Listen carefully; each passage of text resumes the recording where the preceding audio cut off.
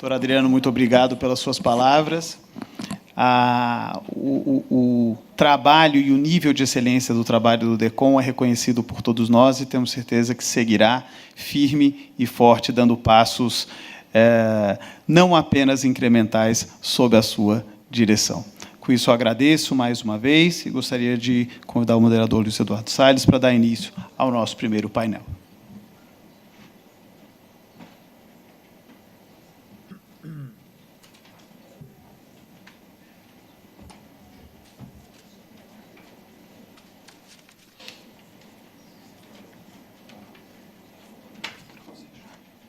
Tá bom. Obrigado.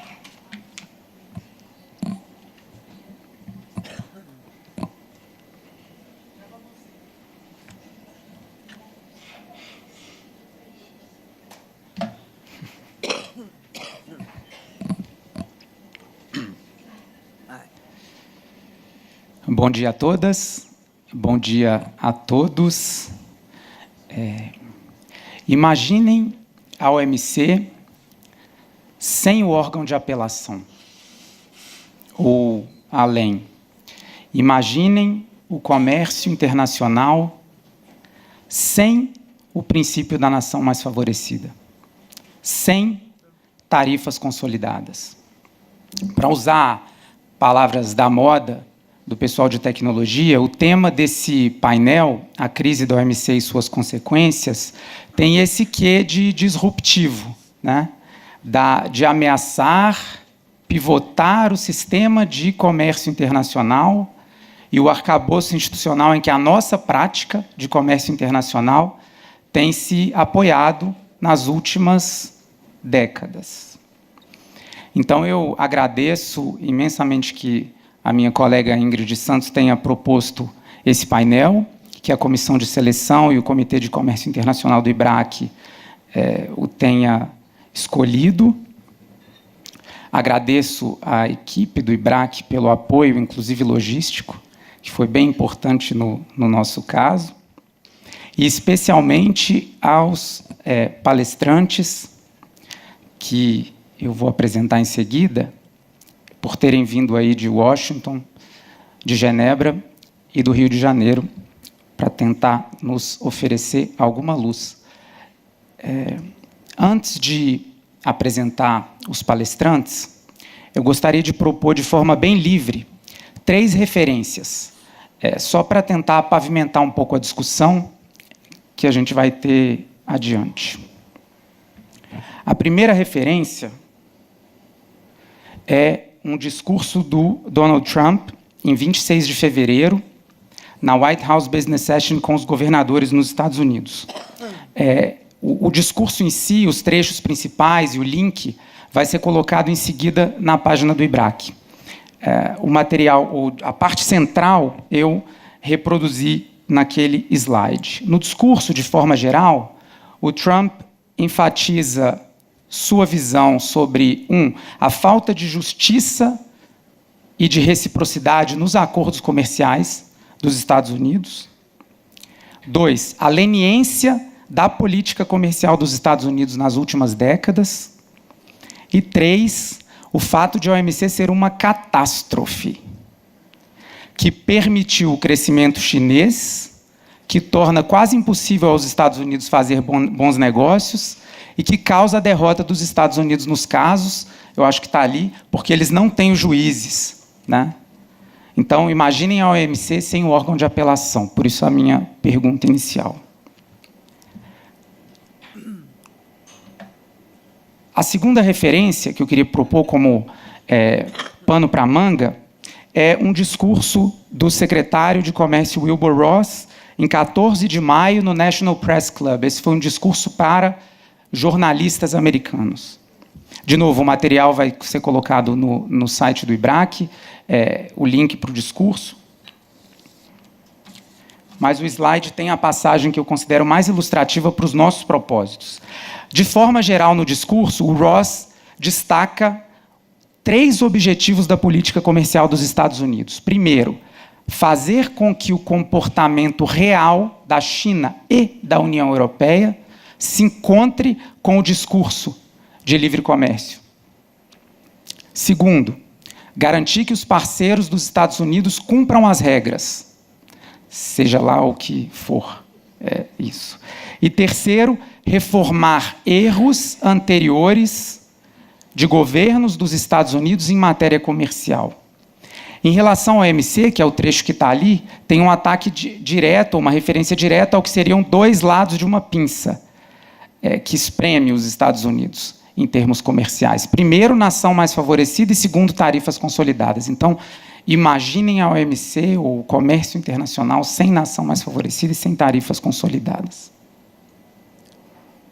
A terceira referência não é um texto, um discurso, mas é uma foto. Essa foto circulou na internet para nerds de comércio internacional, e ela compara as negociações de 1906 para o protocolo dos Boxers, na imagem de baixo, e as negociações comerciais entre Estados Unidos e China, acho que em março desse ano, na foto de cima. Eu não sei se está muito boa a imagem, mas o contraste entre juventude chinesa na imagem de cima e experiência, para não usar outra palavra, da delegação americana, e embaixo, juventude da delegação americana e senioridade da delegação chinesa, é claro. Por que eu acho essa imagem interessante? Porque, ao invés de ficar falando muito tempo sobre o tamanho do desafio chinês, ela sugere,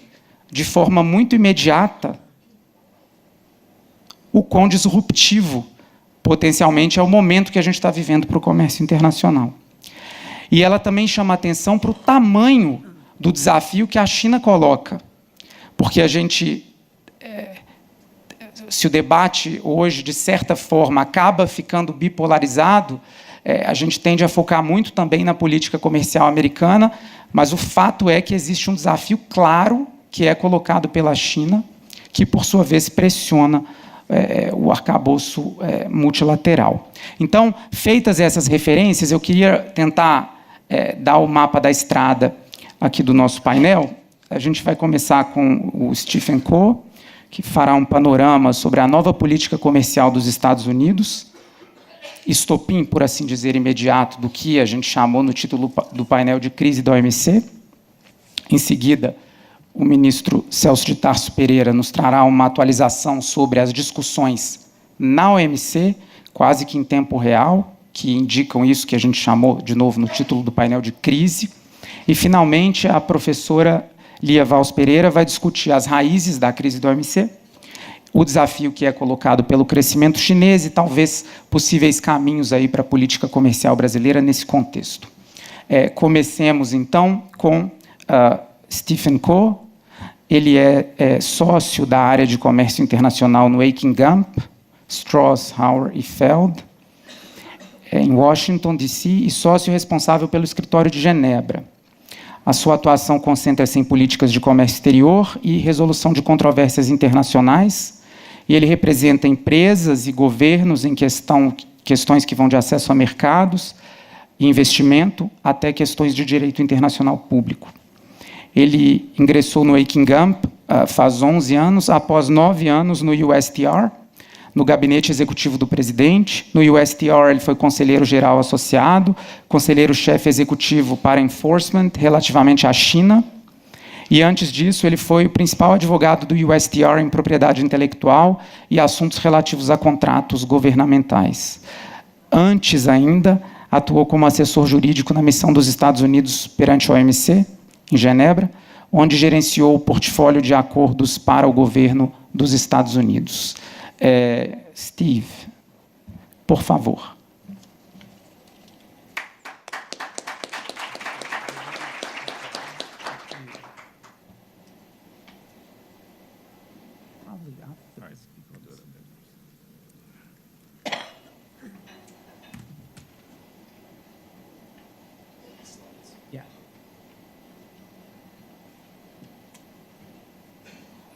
Vocês podem só colocar a apresentação, por favor? Obrigado. Good morning, and thank you very much for the invitation from EBRAC to be here.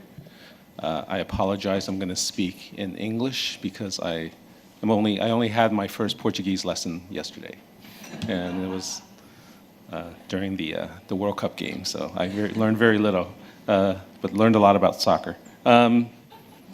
So America First, that's the new, last 2 years, the new U.S. trade policy, trade and investment policy. It hasn't been good for the world, and I have to just tell you so you feel better that it has not been good for U.S. business either. So we share in your pain. What is America First and what has it really become? Well, President Trump has decided that America First means focusing on the trade deficit and on job creation in the United States.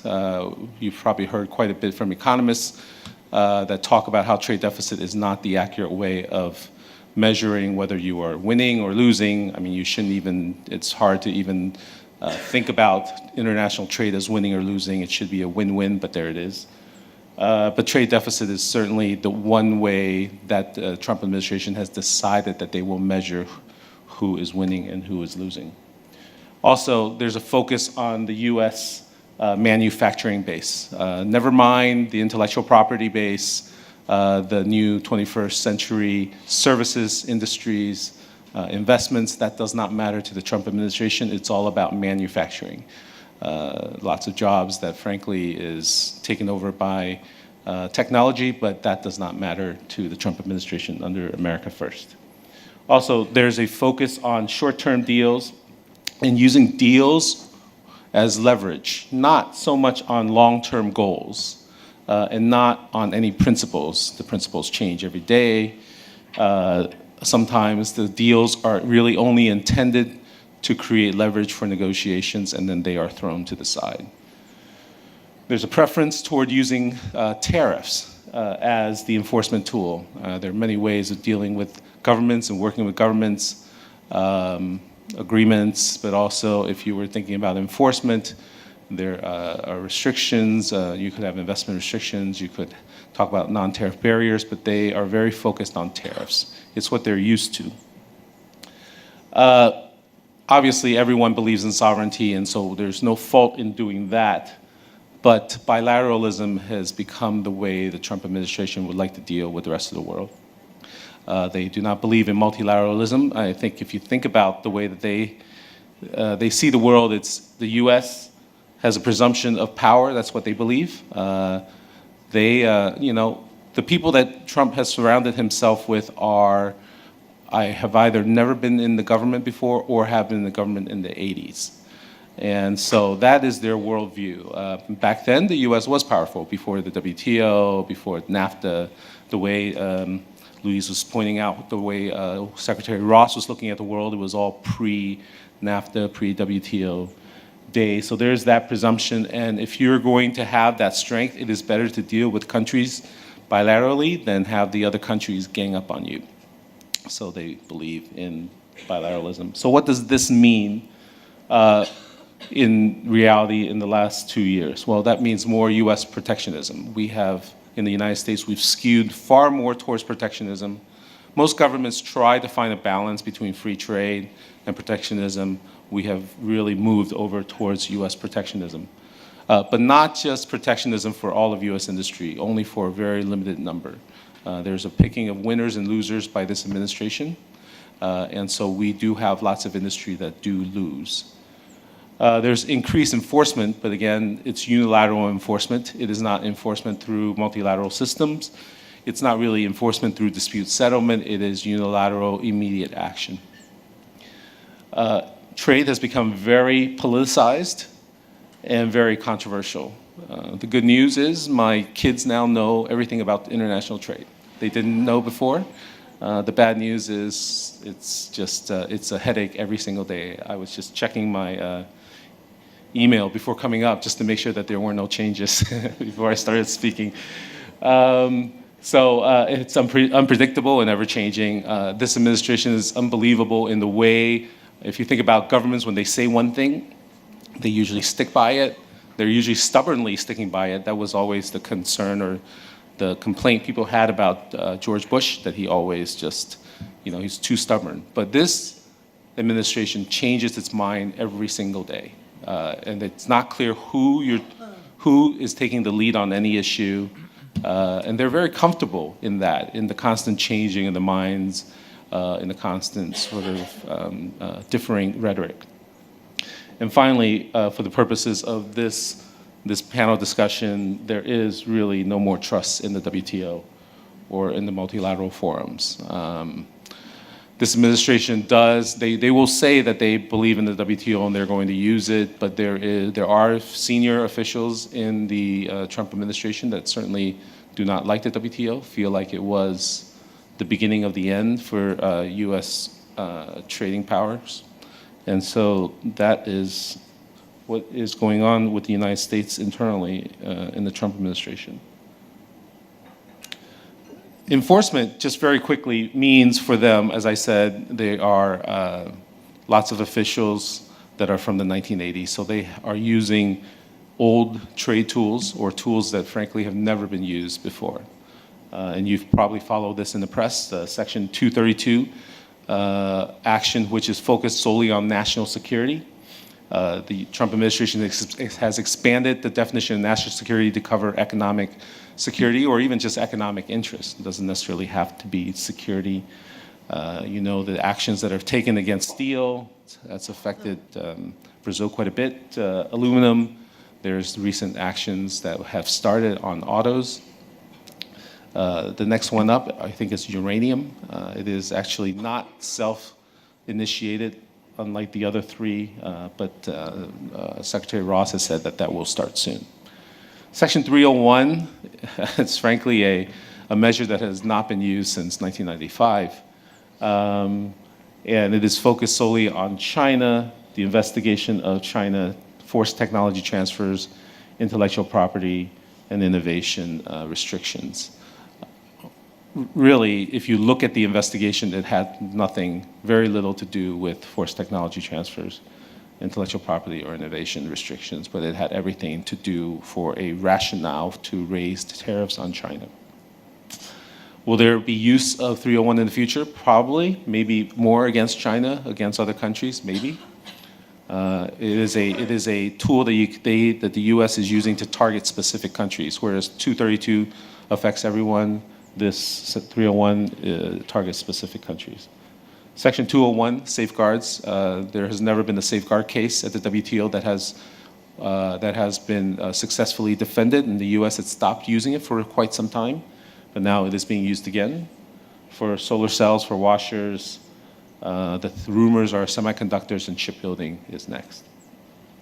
And then, never before used, but for the first time under Trump administration, the self-initiation of anti-dumping and countervailing duty procedures. We've done that for aluminum sheets.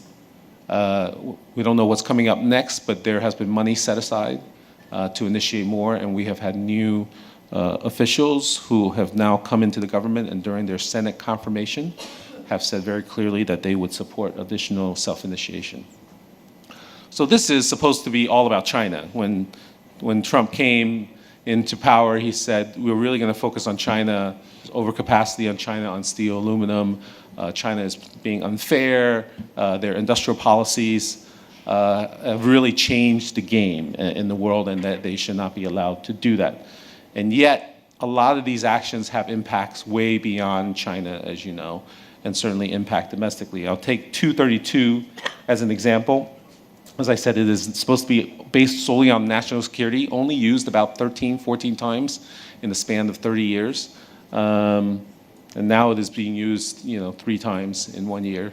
And it is focused on steel, aluminum, initially intending to encourage other countries to together through the OECD or maybe other ways to push on China collectively.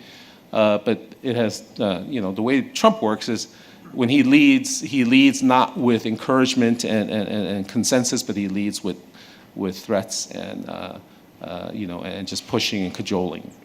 And that's sort of the usage of 232 as it started initially. But what has really happened as a result, what has happened is you see, as Louis said, the MFN concept going to the wayside. We are treating countries differently, even though 232 is supposed to be applicable to all countries at the same time. But The U.S. administration is treating countries differently, using it as a threat, forcing other countries to unilaterally retaliate against us. So all of a sudden you're having a lot of unilateral retaliation, which raises a lot of questions about the use and the viability of the multilateral trading system, the rule of law. So you've seen there is an agreement, I guess, with Brazil. I don't think you're too happy with the agreement. There's a lot of restrictions on it, and in fact, I think the quotas on steel, you've already reached your quota on steel, so essentially what you have now is a prohibition on all imports of steel for this year. And next year, you will reach probably your quotas fairly soon. South Korea has an even worse deal than you. For some reason, Argentina has a better deal, and Australia has a very good deal, but nobody knows what it is. And none of these deals, by the way, is written on paper. There's no public written form of it. Our usual friends, the EU, Canada, Mexico, we've treated them as if they're enemies. They no longer have any exemptions. We have essentially started a trade war with Canada and Mexico and the EU. I have to laugh or else I'm going to cry. So what does that mean for companies? Well, yeah, I think we've told the companies are allowed to take product exclusions and they have to apply for it. As of yesterday, there are over 22,000 product exclusion applications, of which only 98 determinations have been made. Half of them are public, the other half are not yet public. Roughly 42 approved, 56 denied. All the ones that were denied were because US industries have opposed it, and simply by opposing, they don't have to say why. They are then denied. So the US steel industry, aluminum industry is given a lot of power in this process. But it's very slow, it's very chaotic. The Commerce Department had to hire 30 new people, very young people that did not know the industry, to review all these applications. So we said it's really about China, but it's not. The new Section 232 autos investigation has nothing to do with China. It is really to go after the EU for daring to retaliate against the US. It's to go after Mexico and Canada because they would not agree to a NAFTA deal. And it is also to force US politicians who are coming up for midterm elections to force them to agree with Trump or else suffer the consequences of possibly losing their midterm election. So it's really not, it's being used in a myriad of ways. Of course, I put there retaliatory tariffs against the US. Those are the dates of when these tariffs are supposed to or have already gone into place. Interestingly, as I said, even though it's about China, the Section 201 cases, China hasn't even challenged the US yet. Instead, it's been Korea. It's affecting other people. So what does that mean in the WTO on a substantive level from a legal point of view? And I think Celso will probably discuss some of this a lot more. But I will point out, I mean, the issue of MFN have gone to the wayside. This is one of the basic fundamental pillars of the multilateral trading system, and that is really raising a lot of questions.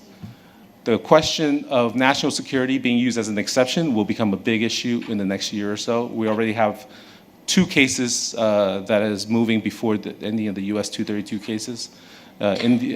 Ukraine versus Russia, national security issues being raised there. The UAE versus Qatar, there's going to be national security issues. So those, they will provide some jurisprudence for the US case, but the US case is very unique. So now you will see the Section 232 cases that are being brought by countries against the United States. And also very recently, I think it was just 2 days ago, Bob Lighthizer made it very clear that US actions here is not a safeguard. So there's no reason for the EU and others to take unilateral action against the US, but the US is allowed to take unilateral action because it's all for national security purposes. The unilateral retaliation, that's going to be a question, whether safeguards allow for unilateral actions. My personal view is no. I think this is just a race to the bottom. The US does it and they do it illegally. What the EU is doing is illegal also. No one is really believing in the system anymore. It's really difficult to watch. And then the US also has this interesting argument that says, if there's a violation against the US, but that violation cannot be cured by the WTO, the US is allowed to unilaterally retaliate by a WTO action, an action that could be WTO violative, but it would not be because the original action was not a WTO violation. It's a unique argument. It's one that doesn't quite make a lot of sense to me, but there it is. The US is making that additional argument, and that may come up also in these cases. And finally, I will say a legitimate point that the US has made is that the world has changed. Industrial policies do change the nature of the trading system. And the WTO is really not equipped to do that. Part of the problem is the failing of the WTO to be able to negotiate new agreements. And that doesn't look like that's going to happen anytime soon. What do you do with that, and how do you respond to that particular question? So right now, I will close with this. Donald Trump says, when the United States is losing many billions of dollars on trade with virtually every country that it deals with, trade wars are good and easy to win. Example, when we are down 100 billion with a certain country and they get cute, don't trade anymore, we win big, it's easy. It's not easy. It is hurting globally. There is no winners. That's what we're learning. There's only losers in the trade war. It's unclear why he has chosen the trade war against all of the world at the same time and not just against China, if that's what he wants. But it's also a race to the bottom. I think the viability of the multilateral trading system really is in question in my mind. Thank you.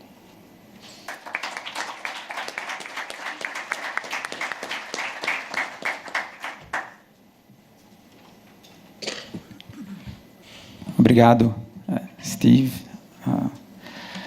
Vamos então mover agora para uma apresentação sobre o cenário e as discussões na Organização Mundial do Comércio. Então, o movimento dos Estados Unidos para a OMC, agradecendo ao ministro Celso de Tarso Pereira por ter vindo de Genebra especialmente para participar do evento conosco. O ministro é ministro conselheiro na missão do Brasil junto à OMC em Genebra, responsável pela área de solução de controvérsias e outros temas da agenda comercial brasileira. Graduado em Direito no Brasil, tem LLM em Direito Internacional pela Universidade de Kiel, Alemanha, posso ter pronunciado mal. Kiel. Iniciou sua carreira no Ministério das Relações Exteriores, na divisão do Mercosul, em 96, onde participou das primeiras arbitragens e negociou temas como concorrência e defesa do consumidor. Na missão do Brasil junto à OMC entre 2001 e 2005, participou das mais emblemáticas disputas do Brasil, incluindo aeronaves, algodão, açúcar, frango salgado, emenda Byrd, dentre outras que muitos de nós lemos. Alguns de nós gostam muito de ler. Após um período na Embaixada do Brasil em Ottawa, foi coordenador-geral de contencioso do MRE. Antes de retornar à missão do Brasil em Genebra, o Celso é um palestrante frequente em diversas instituições, foi também professor de Direito Internacional Público no Uniceub de Brasília e na PUC Paraná, assim como da disciplina OMC e Solução de Controvérsias no Instituto Rio Branco. Sua tese para a Academia Diplomática, cum laude, intitulada Litigar, Ameaçar, Retaliar, tratou da ameaça crível de retaliação no caso do algodão. A ameaça crível, eu acho que é uma palavra muito importante para a gente entender o contexto atual, né? Muito obrigado, ministro, e, por favor, ajude-nos.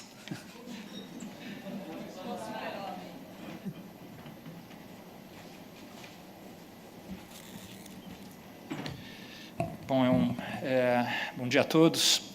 É um prazer estar aqui com vocês, ter essa oportunidade de sair de Genebra e vir a São Paulo. Agradeço aos organizadores, Dr. Francisco Negrão, Luiz Salles, pelo convite de vir aqui. Estava me lembrando, a última vez que eu vim falar no IBRAC foi em 2011, como as coisas mudaram, né, de lá para cá.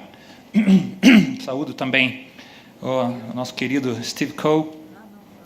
Eu me lembrei agora, foi um dos pouquíssimos casos onde o Brasil e os Estados Unidos lograram, chegaram a uma solução satisfatória na fase de consultas. Foi no caso Orange Juice, de 2002, 2003. Né? O Steve ainda estava no USTR. E conseguimos lá, era uma excise tax na Flórida. Então conseguimos settle a case ainda nas fases de consultas, um dos poucos. e também a professora Lieval, saúdo aqui na mesa, e várias pessoas queridas que volto a rever. Ouvimos já bastante sobre a situação nos Estados Unidos. Eu acho que tem um festival de cinema, de documentários, chamado É Tudo Verdade.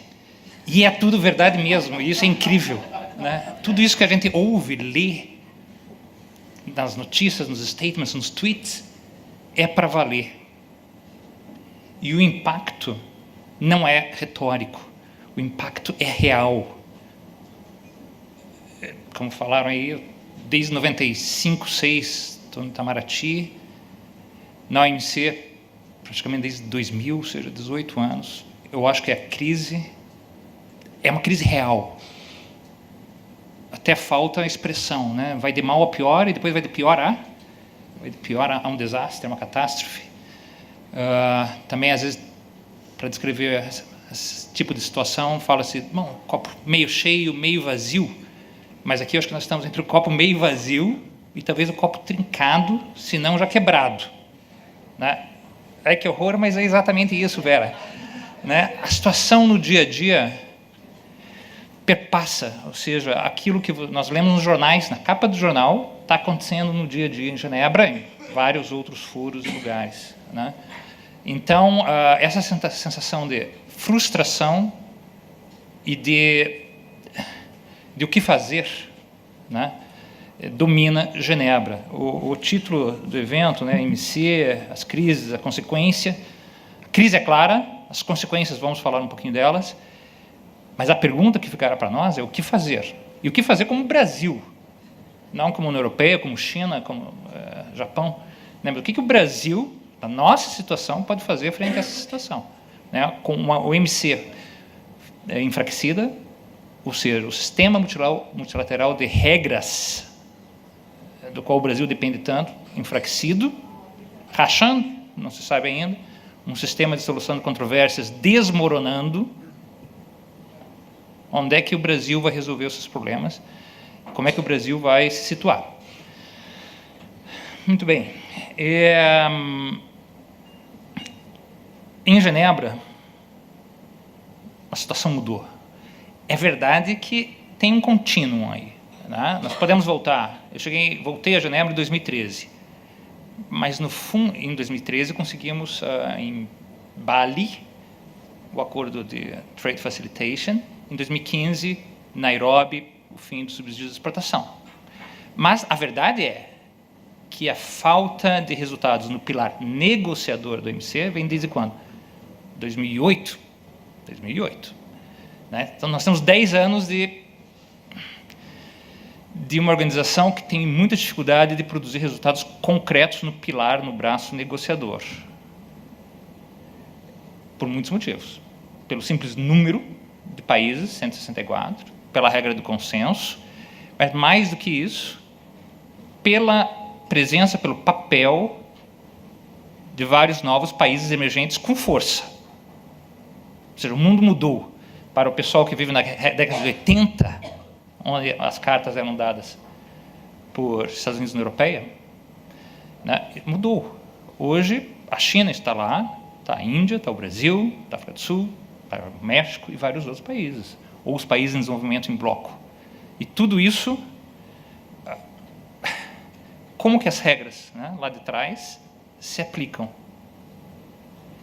Então, o que se vê em parte, e que explica a situação, é uma tentativa, nesse caso pelos Estados Unidos, de reembaralhar as cartas. Reshuffle the deck. Né? Significa, vamos criar tensão comercial para ver se isso leva a uma reformulação de aspectos fundamentais do sistema. Isso na versão otimista, talvez. Porque, como as cartas que estão sendo jogadas são cartas que nunca se viu no jogo, ou seja, é pôr em questão os pilares fundamentais do OMC, o artigo 1, né, nação mais favorecida, porque quando se fala de princípio de reciprocidade, significa desconhecer tudo, né, de 47 a 2018. Né, significa desconhecer que há um trade-off, há um ganha e perde nas negociações, e ao final tem-se um resultado, bom ou mal. Né? Essa carta está sendo posta de lado. Então, nesse reembaralhar das cartas, os países da OMC e os demais tiveram um momento de semi-paralisia. Você já tinha uma certa paralisia do pilar negociador geral, mas a partir dessa atuação mais firme da administração americana, os países também ficaram num momento de dúvida. O que fazer? E é claro que a primeira reação é: vamos dar tempo ao tempo, isso é só o começo, depois tudo vai se acomodar. E isso não aconteceu. E só agora, mais recentemente, como vimos aí na palestra do Steve, vamos tendo reações fortes, né, contra retaliações, abertura de casos na OMC. Mas os países ainda estão um pouquinho à deriva. O que nós fazemos? Lutamos ou engajamos com os Estados Unidos para buscar uma acomodação para manter esse país tão importante no sistema, ou podemos ter uma atitude mais drástica. E hoje nós estamos de novo numa transição, porque a acomodação não deu certo. Embora a coisa vai e volta, né? Não é firme, depende do tweet do dia ou é assim mesmo, né? Ontem mesmo eu repassei, não sei se é de ontem ou de anteontem, um statement do embaixador Lighthizer, que talvez seja o mais extraordinário da história do STR, depois o Steve confirmará. Porque ali é a resposta americana às retaliações da União Europeia, onde ele basicamente diz: a culpa é de vocês. A culpa é de vocês, eu estou jogando dentro das regras do OMC, e vocês estão violando o OMC, the fundamental rules of the WTO. Então, é um discurso, é o duplo pensar, parece, né, do 1984, né, porque parece uma inversão absoluta do que os demais veem na realidade. Né, e é um discurso extraordinário, recomendo que vocês leiam.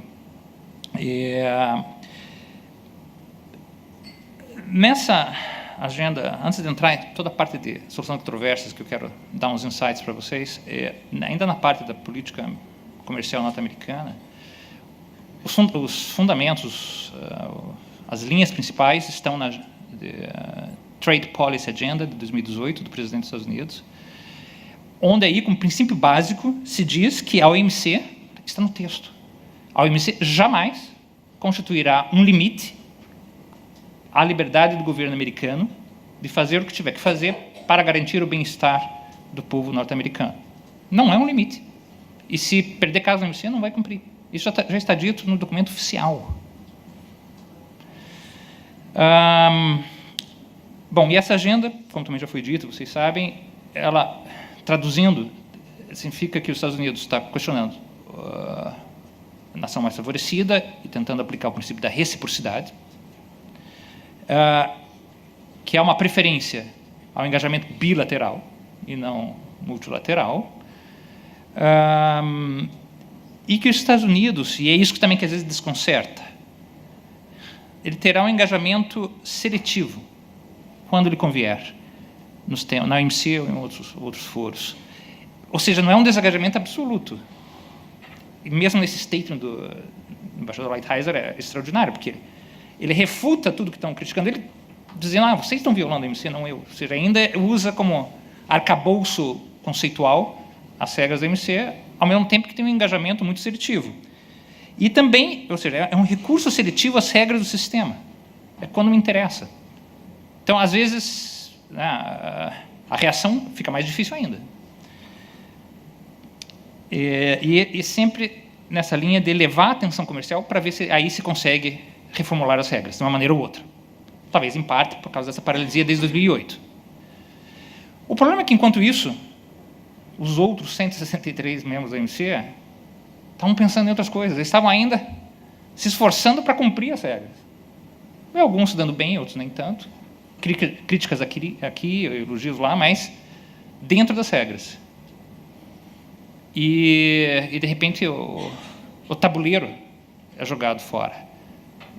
Então, como reagir? E tudo isso, também como falado, num contexto de rivalidade Estados Unidos-China.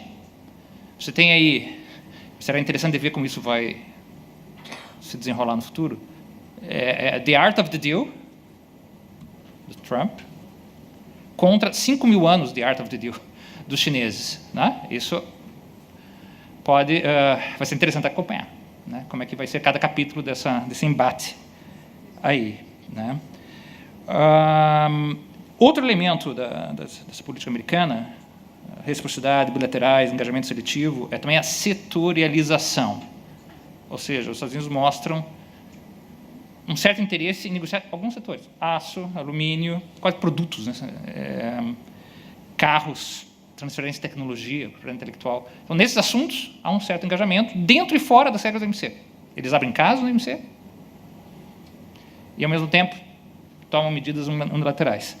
Então, não é fácil analisar e saber como reagir. De início, também, os outros membros da OMC talvez tinham expectativa de que a coisa se resolvesse sozinha. Estava lendo há algum tempo a biografia do Doug Hammarskjöld, que é o segundo secretário-geral das Nações Unidas, naquela época crítica, né? As Nações Unidas foram criadas e estavam tentando se firmar. E ali também teve a crise da Guerra da Coreia, China, Taiwan, Suez. E ali ele falava, most of the crises, era a expectativa, most of the crises are not solved, they are simply outgrown. Ou seja, você não faz nada, não consegue solucioná-las, mas elas passam, né? Por um motivo ou outro. A questão, se demorar muito para passar, o sistema não resiste e se rompe. Né? O que acontece? Bom, ainda nesse engajamento seletivo americano, é interessante dizer, ir lá de Genebra, da sala W, né? O que está acontecendo? Alguma atividade, mas uma atividade que não está levando a nada. Né? Tem alguns temas que continuam andando, né? Com os Estados Unidos na sala, às vezes mais ativo, menos ativo. Por exemplo, às vezes até com propostas. Transparência e notificações. Os Estados Unidos quer que todos os países cumpram, né, e informem a OMC sobre o que estão fazendo em subsídios, em outras áreas. E, se não cumprirem, a introdução de punições para esses países. Né?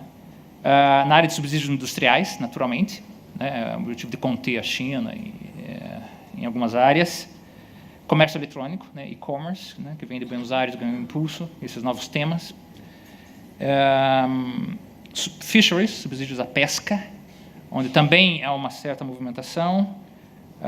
Em agricultura, alguns incluem como mostra de ativismo americano, eu não vejo isso, mas, no fundo, porque aí o objetivo é fazer com que China e Índia, né, diminuam seus subsídios, quando esses dois países não dizem, não, eu só vou dar um novo passo quando primeiro os desenvolvidos fizerem o seu passo. Né? E alguma coisa ainda em SPS e TBT. Mas é muito seletivo e stop and go, a coisa não é positivo. Não é positivo. Né? Eu acho que, às vezes, ainda existe um certo wishful thinking de alguns países, alguns membros, de tentar ver, não, os Estados Unidos ali falou aquilo, apresentou esse papel, mas é pouco. Né? Todos queremos estar enganados, todos queremos ler um novo tweet que diz, não, agora vai, aí sim. Né? Só que, com o tempo, as situações vão ficando mais enrijecidas, as retaliações, como vimos agora, vão sendo presentes. Né? Isso é ruim para todo mundo. Eu acabo de ler também agora de manhã que a União Europeia anunciou salvaguardas contra o aço brasileiro, porque ela não quer absorver o excesso de aço também agora do Brasil, que não seja redirecionado para o mercado comunitário. E por aí vamos. Daí ainda tem MISMs, né, pequenas e médias empresas, continua com as suas reuniões, quase seminários, né, facilitação do investimento, o Felipe Reis lá está tentando empurrar, mas a coisa não vai muito longe, né, regulação doméstica em serviços também não. Ou seja, é isso, não preciso nem qualificar.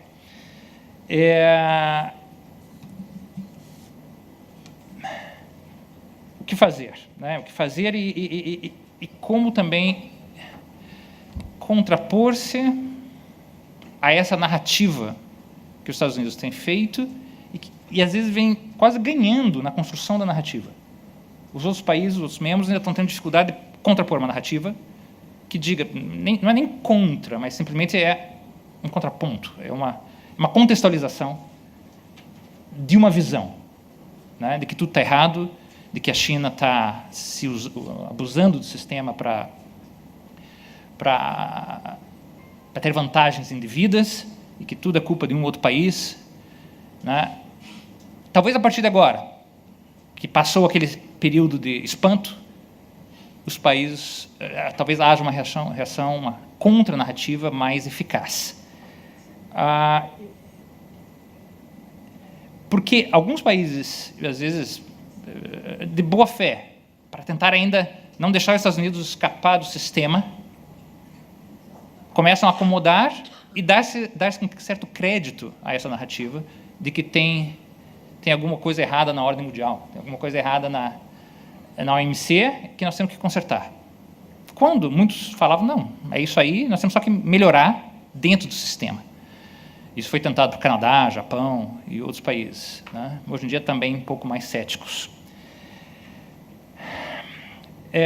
Talvez tudo isso que eu falei, né, quanto a esse aspecto da política americana, possa ser resumido na impossibilidade hoje em dia, em qualquer reunião do OMC ou do G20, de se utilizar o termo Sistema Multilateral de Comércio e a OMC como um dos seus pilares.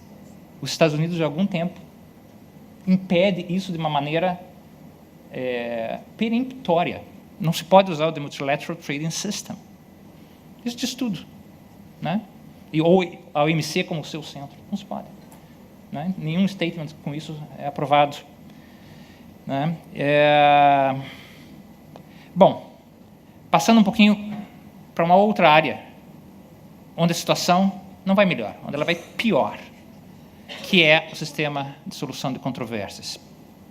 Como vocês sabem, com o qual o Brasil tem uma grande familiaridade e obteve resultados úteis para a condução da política comercial no Brasil.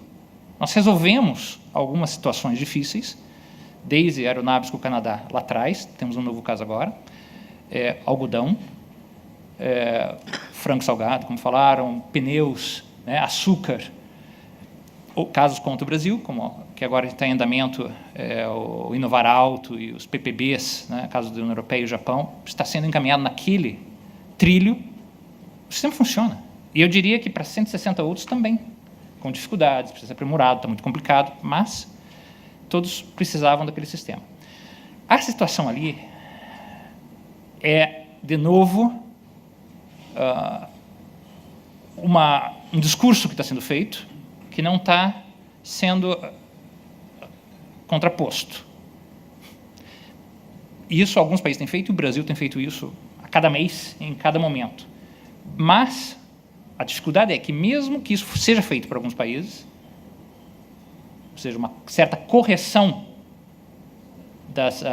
dos pressupostos da discussão em relação à solução de controvérsias, isso não vai resolver nada, porque a discussão já não é mais sobre pontos específicos da crítica, nesse caso norte-americana. A questão é o que parece é que os Estados Unidos querem outra coisa. O Brasil tem dito isso antes. Essa discussão não é mais sobre melhorar esse ou aquele aspecto do órgão de apelação, como é vendida a atuação dos Estados Unidos no DSB, mas não é mais como o sistema opera, mas que exista um sistema, que exista um órgão de apelação. Essa é a leitura correta, né? Realmente o que parece é que se quer uma volta à década de 80, né? Talvez, com uma instância só e com consenso positivo para a adoção dos relatórios, né? Ou seja, o fim da instância de apelação. Alguns dizem, não, mas talvez uma instância de apelação ad hoc, né? Com juízes, com árbitros, para cada caso específico, tirando a densidade, né, das decisões. É verdade que é difícil apostar, porque há sinais daqui e dali, mas a tendência é negativa. A tendência é para uma crise absoluta, que se explicita, como também foi falado, pode até, estou usando entre aspas aqui, mas quase na humilhação do órgão de apelação, né? Eu não sei se existe isso na história dos tribunais, das cortes, das instituições internacionais, onde um tribunal reconhecido trabalha durante a noite e que tenta fazer um bom trabalho, com todas as críticas que se possa fazer, onde um tribunal simplesmente vai definhando, né? Porque novos juízes não são indicados quando termina o mandato, né? De 7, estamos com 4, indo para 3 em setembro. Alguns dizem, inclusive, que já não temos uma ordem de apelação, porque o entendimento de solução de controvérsia diz que o órgão de apelação é um órgão composto de 7 membros, com representatividade geográfica de famílias jurídicas, né? Com 4 já não é, com 3 não tem um latino-americano jamais, e já não tem mais um europeu. Que órgão de apelação é esse? Por outro lado, aceitar esse argumento seria pôr lenha na fogueira. Mas, o que é que os Estados Unidos vem dizendo? Quais são essas críticas? Rapidamente, isso tem gerado muito debate, mas é um debate que não gerará solução. Por quê? Porque os Estados Unidos, que é quem tem apontando os problemas, primeiro, não aponta nenhuma solução e não põe nenhuma proposta. Enquanto todos os outros países, literalmente estou falando para vocês, houve uma reunião só para isso, veio o embaixador americano, tinha 164 países, no DCB, coisa que é raro, quase todos os embaixadores, e todos disseram, we're ready to listen to you.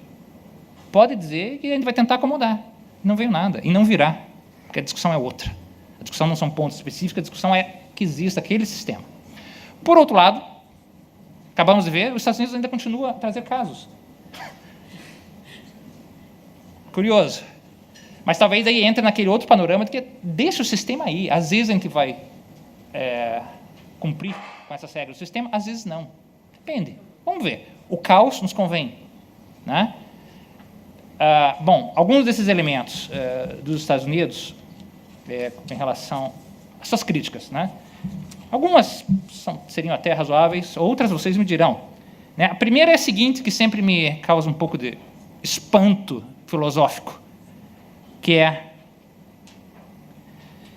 os relatórios do sistema de solução de controvérsias estão diminuindo direitos porque elas não estão aplicando o acordo do OMC as written. A função do órgão de apelação para essa visão norte-americana é uma aplicação estrita do que está escrito nos dispositivos. Isso, filosoficamente, é impossível. Algum filósofo de direito aqui poderá me contestar. Mas eu entendo que, sim, as regras são aplicadas cotidianamente, automaticamente, como escritas, se não contestadas. Se tiver um acordo sobre como elas devem ser aplicadas. O fato de que nós tenhamos 554 disputas significa que nem sempre é o caso, em que há situações onde há um conflito, uma competição de interpretações sobre de qual o sentido da regra. Isso é a vida do direito. E um tribunal, ou algo semelhante, como é o órgão de apelação, é chamado para, basicamente, não dizer qual é a verdade, mas para dizer qual é a melhor interpretação, à luz dos argumentos fornecidos e dos princípios gerais de direito, etc. Então, isso existe um embate filosófico logo de início. O outro embate que se dá é quando os Estados Unidos dizem que o órgão de apelação está criando jurisprudência. É difícil de entender, porque uma segunda instância criada exatamente para harmonizar decisões que poderiam ser díspares sobre o mesmo assunto numa primeira instância, com o tempo, depois de 20 anos, alguma jurisprudência terá sido criada, alguns precedentes terão sido criados, né? Embora a decisão valha para cada caso, com o tempo, evidentemente, pelo próprio princípio de fairness, cara ao common law, situações semelhantes julgadas de modo semelhante. Então, é um outro argumento em que eu não sei, mas esse debate já tivemos com os Estados Unidos, e eu pessoalmente, em todos os níveis, não leva a nada. De novo, porque a questão não é isso. Esses são argumentos, não sei se simplesmente compilados, mas a discussão é outra. A discussão é se não devemos voltar, talvez, a um sistema que não constrange quem tem poder. Quem tem poder, para que precisa das regras? Não precisa. Quem precisa das...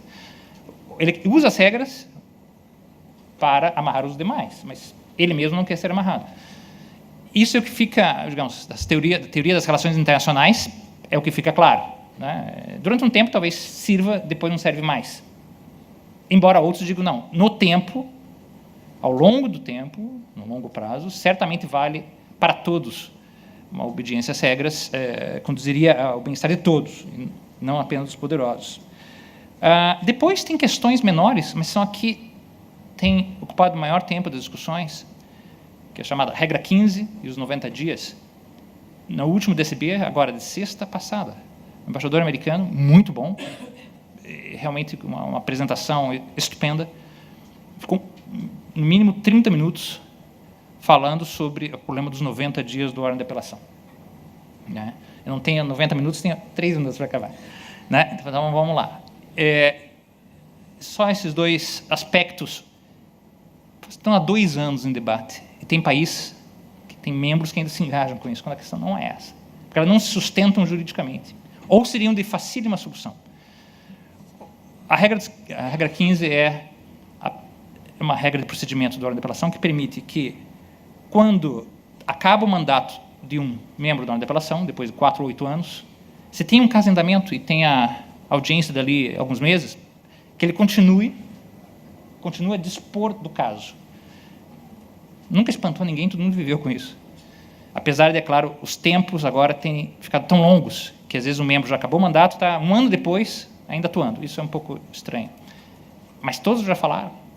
Elimine essa regra 15, ponto. Numa tarde, eu pus num guardanapo, passei para o americano. Já. Aceitamos? Aceita.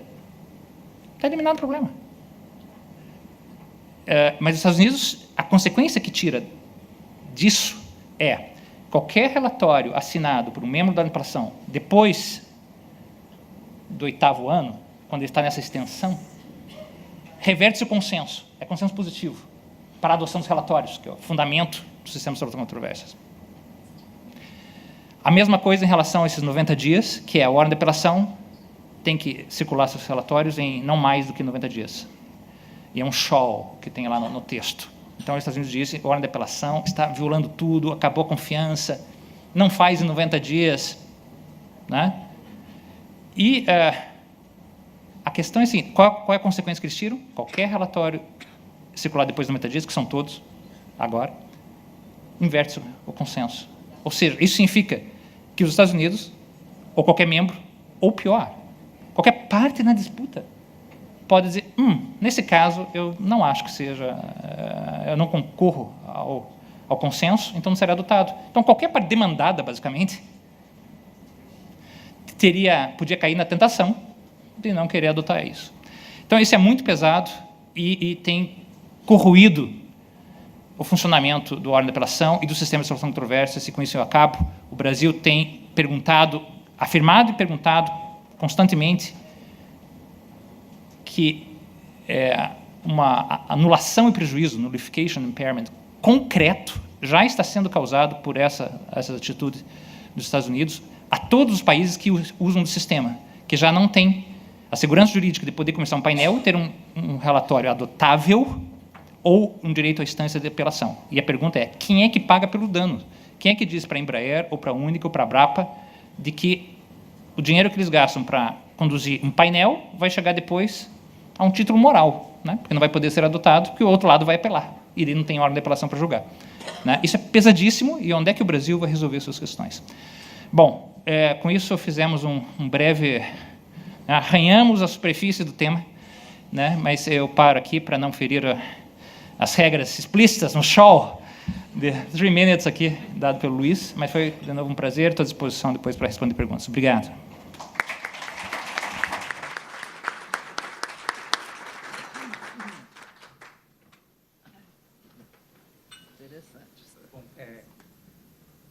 Alô? Professora Lia Valls Pereira, é pesquisadora do Instituto Brasileiro de Economia da Fundação Getúlio Vargas e professora da Faculdade de Ciências Econômicas e do Programa de Pós-Graduação em Relações Internacionais da UERJ, Master of Philosophy em Economia pela Universidade de Cambridge e doutora em Economia pela UFRJ. Ela publica regularmente na revista Conjuntura Econômica do IBRE, FGV, na seção de Comércio Exterior, e é responsável pela divulgação da sondagem econômica da América Latina, tem várias publicações na área de relações econômicas internacionais, em especial no campo do comércio internacional. Ultimamente, ela tem se dedicado a estudos sobre o papel da China na agenda bilateral do Brasil e no sistema multilateral. Pode ainda usar essa palavra? Sistema multilateral de comércio. Seu último trabalho, As Relações Econômicas Brasil-China, do Comércio para o Investimento, foi publicado em 2018 no livro Direction of Chinese Global Investments, pela Fundação Alexandre Guzmão, MRE. Professora, por favor. Obrigado.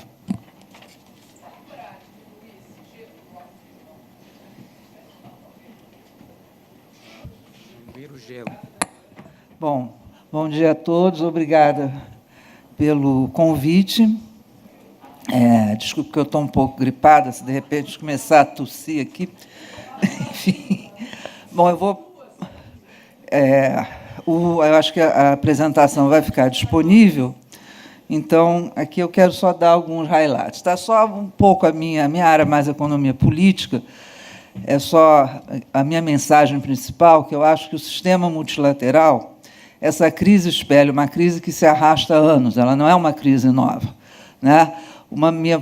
Minha tese de doutorado foi o tema, né, do novo protecionismo na década de 80, e é interessante os paralelos que se pode fazer com a crise atual e um pouco a minha hipótese que essa crise não irá se resolver da mesma forma, vamos dizer, entre aspas, negociada da forma que foi na década de 80. Tá? A primeira parte está antigas novas regulações, a segunda, o efeito China, os possíveis cenários, questões para a agenda brasileira. Bom, essa primeira parte, não vou ficar aqui lendo, só a ideia é o seguinte, né? Antes, independente de ter China ou não ter China, no sistema internacional, a agenda da OMC, enfim, do antigo GATT, foi mudando ao longo do tempo, né? E o ponto crucial, que já se afigurava, tá? Já mostrava um pouquinho, né, durante a década de 80, mais fortemente na década de 90, é que as mudanças na configuração da organização produtiva, né, do comércio internacional, ela se reflete também numa agenda de negociação. Quer dizer, embora a tarifa, né, para o Brasil, tarifa não é importante, mas à medida que as tarifas foram caindo no sistema internacional, o tema das barreiras não tarifárias, que a professora Vera gosta tanto, das normas fitossanitárias, etc., elas ganham maior relevância, né? Além disso, temas de regulação doméstica, né? Você discutir negociação de serviço, você está discutindo regulação. Você discutir investimento, são regulações nacionais que os países têm que sentar e chegarem a um acordo. Ora, você discutir regulação e normas, essas normas e regulações refletem, como eu digo, prioridades de estratégias nacionais, refletem valores, às vezes, culturais, né? Essa discussão toda que se tem. Por exemplo, eu não gosto de bichinho, não gosto de usar cosmético que tenha sido testado em animais. Ora, isso é uma preferência, um gosta, outro não gosta, e por aí se vai. Não é? Então, você criou, eu acho, uma dificuldade maior nas negociações, que a minha hipótese é que, enquanto os Estados Unidos conseguiu, de alguma forma, sustentar, né, junto também, lógico, com a União Europeia, mas sustentar um pouco essas negociações, a coisa andou. Depois que você começa, como já foi dito, a entrada de novos países, né, com mais força, e principalmente com a entrada da China, essa negociação começou a ficar, eu acho, um pouco mais difícil, né? Aqui é só para lembrar, se eu vou pular isso aqui, tá? Então, um pouco essa ideia, né? O novo começa, as regras são definidas por sistemas de valores, como é que você iria conciliar isso? Uma saída tem sido através do sistema privado. O próprio sistema privado vai criando regras, vai criando certificações e vai avançando nessa agenda. Ora, mas só que isso cria um vazio, né? Tudo bem que o sistema privado vai criando suas regras, as grandes empresas o fazem, né? Mas e na hora que você chega a determinados tipos de situação em que a presença do Estado seria importante, aonde você vai negociar isso? Né? A ideia é que o Estado-nação não tem mais importância, como alguns às vezes consideram, eu não concordo. Eu acho que o Estado-nação continua tendo uma importância grande, né, no cenário internacional e político, porque tem certas questões que quem vai poder respondê-las é o Estado. Por exemplo, o impacto que você tem das novas tecnologias na questão do emprego. Você não tem um órgão internacional para ir lá reclamar, olha, aqui tá, isso aqui está essa negociação, eu perdi o emprego. Quem responde a isso são os governos, quem responde a isso são os Estados. Né? De uma certa forma, a resposta que a gente está tendo, eu acho muito mais das mudanças tecnológicas no governo americano, o governo americano resolveu fazer uma certa opção. Né? Então, o primeiro ponto é esse, né? O novo comércio, a nova globalização. Né? Você tem um regime de economia política que é diferente. Né? No novo regime, você tem a defesa dos sistemas regulatórios pelos Estados, né? E os Estados querem globalizar padrões. Tem um economista, que é o Bhagawat, que é um liberal, quem conhece, ninguém pode duvidar, né, da sua veia de liberal, e o Bhagawat, por exemplo, ele é extremamente crítico dos acordos bilaterais que os Estados Unidos começou a fazer, porque ele diz, os americanos, o governo americano, ele tem um padrão de negociação, ele tem os padrões que ele considera que são corretos. Ora, quando ele faz uma negociação bilateral, e não é à toa, que muitos acordos que os Estados Unidos conseguiu avançar na década de 90 foram com países que não tinham a menor capacidade de contrapor, vamos dizer, de mostrar para ele um novo padrão. Né?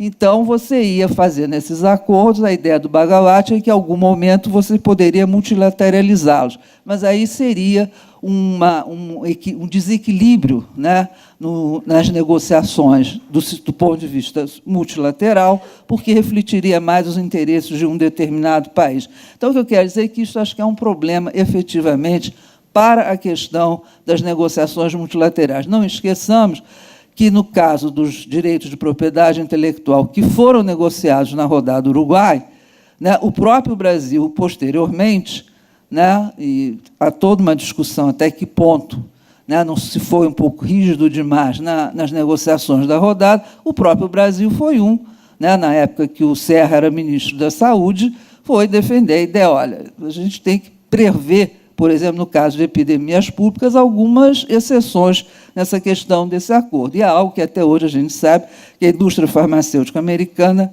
não aceita muito. Né? Então, é esse tipo de exemplo que eu estou querendo chamar a atenção. Tá? Até que isso é uma dúvida, pode ser que tenha muita gente que me conteste, a que ponto a OMC consegue ligar ou não com essas novas agendas. Tá? A ideia dos Estados Unidos, no início eu acho que o governo, vou falar um pouco Obama, foi extremamente eficaz no seguinte sentido.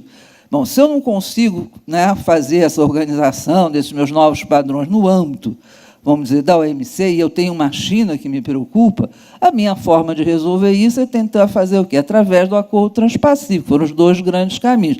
Eu faço o Acordo Transpacífico e faço o Acordo Transatlântico. Nesse sentido, eu vou conseguir organizar melhor os meus sistemas, os meus padrões regulatórios. Eu já participei, a gente trabalha um pouco com China, então, às vezes, quando vai para a China, os chineses, na época que o TPP estava parecendo que ia caminhar, alguns falavam, lógico, não muito felizes, mas, olha, se chegar a esse ponto mesmo, desse acordo se consolidar e tiver todos esses padrões que estão falando, a China pode até pensar em tentar entrar dentro de um acordo desse. Né, do que a gente vai conseguir fazer ou não, porque a gente não quer ficar totalmente de fora. O chinês ele quer crescer, ele não quer, vamos dizer, ele ainda está se aproveitando do sistema como ele foi criado. Ele não tem nenhuma proposta de um novo sistema multilateral para o mundo. Ele realmente não tem. Tá? Então, essa é outra primeira mensagem que eu quero dar. Então, negociar normas e padrões, formas de regulação, supõe convergência na forma de entendimento de como a relação dos agentes, setores, segmentos devem se dar no mercado. Né? A rodada do Uruguai, padrões rígidos, o caso dos direitos de propriedade intelectual. Então, essa é a primeira grande mensagem. Eu acho que é uma mensagem importante também para o Brasil, que nós, muitas vezes, nos esquivamos de ter propostas substantivas nessa área de regulação. Como se sabe, na rodada do Uruguai, desculpe aqui o diplomata, ficamos há maior tempo quietinhos, né? E na hora que teve o acordo, assinou-se o que se tinha. Bom, a questão mais um pouco atual. Sem dúvida nenhuma, a participação da China, por que ela impressiona? Ela impressiona porque ela é muito rápida. Né? A gente está aqui em 2001, isso aí que é a participação da China nas exportações mundiais. Ela deu um pulo muito rápido. né? Se a gente olha o Japão, depois a gente vai falar um pouquinho do Japão, na época da crise de 80, você vendo a participação do Japão estava quase juntinha à participação dos Estados Unidos, né? Depois ela foi caindo, como caiu a participação americana, mas a da China, essa diferença tão grande, os americanos realmente nunca tinham, nunca tinha acontecido, tá? Então, a fixação que existe nos Estados Unidos, que já tinha na década de 80, tinha a emenda do senador Gephardt, é olhar muito só a questão da balança comercial e dizer, olha, pô, aí tem um problema, né? Se explica e se acirra com o caso da China, né? Aqui a gente também olhando é a participação da China nos fluxos do comércio americano. Aqui a participação nas importações e aqui a participação nas exportações, né? Você vê que o gap, a diferença, ela é muito acentuada, né? Os Estados Unidos não tem nenhuma nação em que você tem essa diferença de participação dessa forma tão expressiva. Aqui a balança comercial, Estados Unidos com a China, Estados Unidos com o mundo. Essa aqui é a dos Estados Unidos. Obviamente, não é só a China que explica o déficit americano, embora ela tenha uma participação importante. Mas isso aqui eu acho interessante. E o déficit americano ele cresceu muito. Tá? Aqui está desde 1990. Né? E vocês veem que é uma aceleração muito grande. Tem a ver, a gente é economista, tem a ver com outras questões, não é um problema de balança, tem a ver com baixa poupança americana, mas o resultado é esse. E eu achei interessante que, mesmo na crise de 2009, em crise, obviamente, os países, né, em geral, melhoram a balança comercial, porque você reduz muito a importação. Mas, em relação à China, mesmo nesse período, o déficit americano continuou crescendo. Então, isso é algo que está presente na discussão americana, né, como pano de fundo, nessa preocupação. Tá? Eu só uma rápida pensamento sobre a questão da OMC. A OMC nunca, antigo GATT, né, nunca foi uma época de ouro. Né, se fala a época de ouro da década de 70. O GATT já foi criado, não vou entrar aqui na história, que é uma coisa que eu gosto da história do GATT, né, ele já foi criado com exceções. Né, a grande exceção, logo de início, é joga fora a agricultura. Né, joga fora a agricultura, o negócio consegue ser apresentado como uma época de ouro, primeiro porque toda a política, os senhores sabem que a política de comércio exterior nos Estados Unidos é prerrogativa do Congresso. Né? Na época de Guerra Fria, né, os interesses protecionistas, etc., dentro do Congresso eram, até certo ponto, subjugados pelos interesses da política externa da Guerra Fria. A não ser em setores muito sensíveis, como texto e vestuário, que aí você arrancava lá do Executivo diretamente alguma forma de proteção. Tá?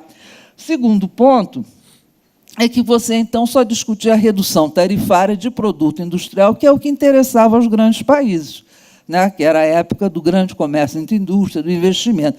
Para países como o Brasil, obviamente, qual é o que eu quero dizer? Você tinha um acordo espúrio dos bastidores, quer dizer, o Brasil violava tudo quanto era regra, todo mundo tinha restrição quantitativa, né, que era contra a questão do GATT, mas o interesse era que, olha, pelo menos você está dentro aqui da minha área de influência política. Tá?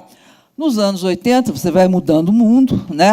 Entre o Japão, a comunidade europeia se firma, os países, novos países industrializados começam a exportar e você tem aí, por questões, né, da política macro dos Estados Unidos, valorização do dólar, e aí os americanos começam a discutir a questão do sistema multilateral. Né?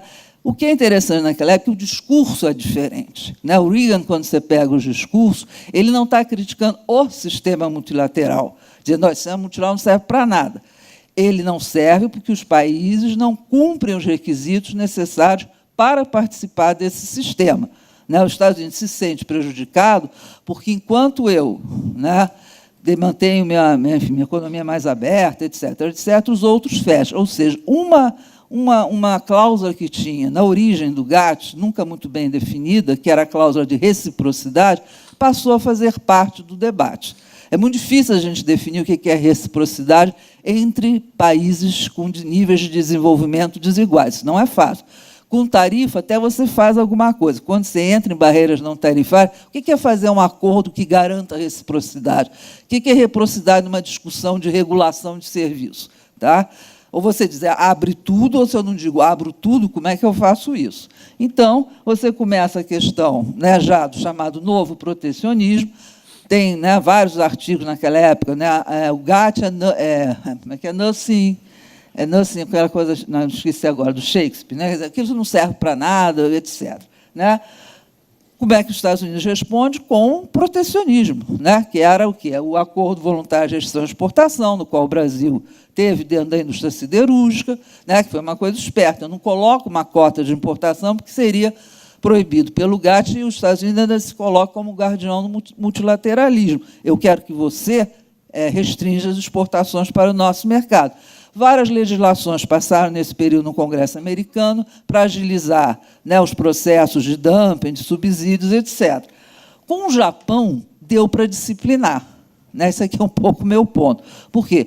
Chega um ponto, né, que o Japão, primeira conversa, você está conversando com uma economia em que, mal ou bem, a forma dela se organizar é uma forma de uma economia de mercado, não é a China.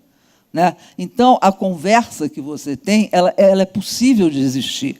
Né? Você não está em embate em termos como eu entendo meu sistema de promoção e de crescimento econômico. Não é isso que você está discutindo. Você estava discutindo que os Estados Unidos consideravam que o Japão tinha umas barreiras invisíveis que eram necessárias serem discutidas, e o Japão, vamos lembrar, ele, né, não é uma potência, não era uma potência nuclear, né, estava dentro da área de segurança dos americanos, conseguiram até extrair do Japão um acordo voluntário de importação de semicondutores. Então, você tem toda essa discussão já naquela época de como eu vou incorporar, né, para os americanos, né, como é que eu lido com outros países, né, que estavam crescendo, mas aí o resultado que cresceu foi a entrada no OMC, que foi um acordo, né, para alguns, né, que você a vitória, enfim, do sistema multilateral, mas quem olha sabe que, na realidade, esse sistema multilateral ele passou, desde então, sempre a conviver com iniciativas de caráter regional. O próprio Estados Unidos, quando estava lá negociando no GATT, o antigo GATT, propõe a iniciativa das Américas, que era do presidente Bush, em 1990, depois, em 94, lança algo. Enfim, a ideia de que chegou o multilateralismo e o regionalismo que passarão a conviver. Né? A dúvida era, vão conviver pacificamente ou não pacificamente? Aí você tem toda uma literatura, o sistema regional impede o crescimento do multilateralismo e por aí vai. Tá? Parecia que estava tudo resolvido, e você tem a criação do OMC, você teve sucesso em Seul, né, que foi a primeira conferência ministerial, e fracasso em Seattle. Lógico que fracasso em Seattle não é um problema lá dos antiglobalistas gritando contra a OMC, etc., pelo menos do meu ponto de vista. É que, na realidade, a agenda multilateral, que naquele momento teria que discutir claramente, né, a agenda pendente da agricultura, os países, principalmente a União Europeia, não queria discutir essa história. Então, a coisa ficou parada. Tá? Então, começa já ali apresentando os primeiros embates da dificuldade de você avançar. Todo mundo sabe, as várias tentativas, já em 2000, para se lançar uma rodada, etc., continuaram difíceis, e o que deu a possibilidade, eu acho, de lançar Doha, na realidade, foi 11 de setembro de 2001, onde, né, o secretário americano fala aquele discurso, um discurso de guerra, né, do pós-guerra. É importante as negociações multilaterais para garantir a estabilidade, a paz, etc. E você faz uma agenda ultra ambiciosa, entre que entra todas as demandas dos países em desenvolvimento, como entram dos países desenvolvidos. Né? Ou nem tem nessa divisão tão clara, mas enfim, você coloca a grande comércio e desenvolvimento dentro dessa agenda, que se mostrou, né, impossível. Você tem a entrada da China em 2001, e aí, o meu ponto, quer dizer, como você lida um pouco com a China. Né? Você tem a estratégia do Reagan, que era com o Japão, que deu certo naquele contexto, porque era o Japão.